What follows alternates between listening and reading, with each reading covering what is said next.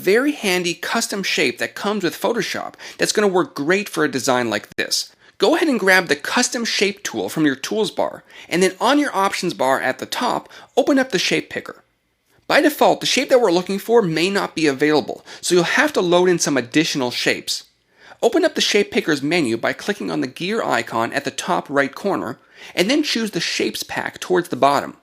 This will allow you to append them to the end of your current list, or replace them completely.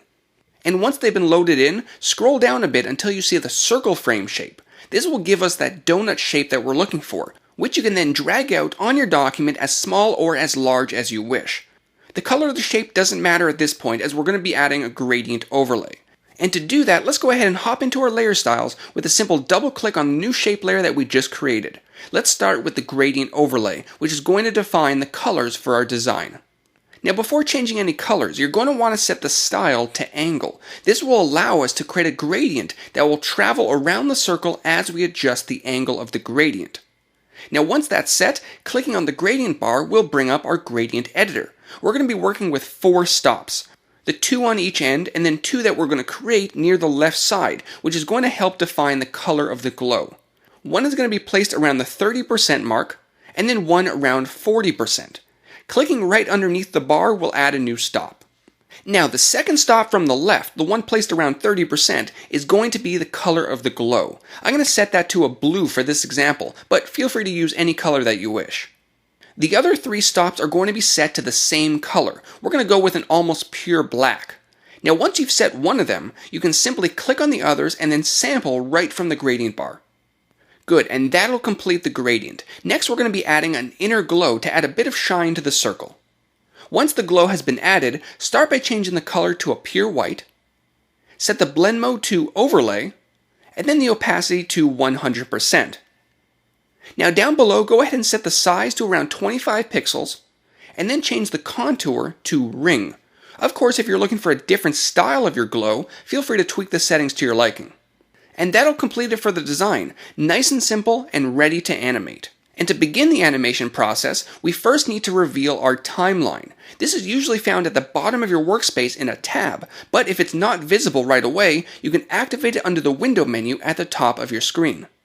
Once it's visible, you'll likely need to press the Create Video Timeline button to begin animating. If your button currently says Create Frame Animation, click on the arrow to the right and choose the Timeline option. Now once the timeline has been created, you're going to notice that the layers appear in the same order as they do in your Layers panel, and each of them can be expanded using the arrow to the left. You're going to want to expand the shape layer that we just worked on. Expanding the layer will reveal the different elements that can be animated. In this case, the position, opacity, style, and vector mask. Because we're dealing with layer styles, we're going to be animating the style element. Once you've identified what you're going to be animating, clicking on the stopwatch icon will create the first keyframe of the animation. At this point, we want to use the playhead at the top of the timeline to go to the next point in the animation. Now you would think it would be a simple 2-step animation, but it's actually not that simple, and I'll explain why in a moment. Now when you're at that next point in the timeline, the gradient needs to be adjusted, so a simple double click on the gradient overlay layer style will open it up. Now here's why it's not a simple 2-step animation. For the angle value, there's no way to tell Photoshop to rotate 360 degrees clockwise. And if we set the angle at -90 degrees, Photoshop wouldn't know which way to go, clockwise or counterclockwise. So we need to give Photoshop a nudge. So instead of -90 degrees, we're going to be setting the angle at -89 degrees. This way Photoshop knows to rotate the angle clockwise. Now when you press OK, a new keyframe will be automatically added to the timeline. Now we can go to the next point by moving the playhead once again. This time when we adjust the angle value, we want to set it to 92 degrees. Again, this will give Photoshop a nudge as to which direction the angle should rotate. And again, when you accept the changes, a new keyframe will automatically be added.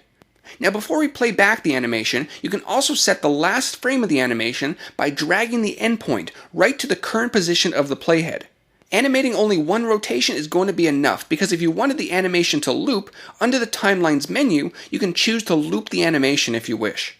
Now, pressing the spacebar will play back your animation. The first playback is going to be a little bit choppy as Photoshop is rendering each frame, but after that, the animation is going to be silky smooth. Now here's one more neat advantage of using Photoshop CS6. Layer styles can now be added to groups. So if I go ahead and place the shape layer into a group by holding down my Shift key and clicking on the new group icon, I'm able to further stylize this design even after it's been animated. For example, I can go ahead and add a pattern overlay to give it a bit of texture. Photoshop comes with a bunch of nice textures which may work well for a design like this, and of course you can change the blend mode to blend it in nicely. Now again, after applying layer styles, the first animation is going to be a little bit choppy, but it's smooth sailing after that. And from here you can export it as a movie file using the button at the bottom left corner of the timeline, or save it as an animated GIF if you choose. And that will do it. A simple animated loading circle in Photoshop CS6. As with all tutorials, take what you learned in this video and make it your own by changing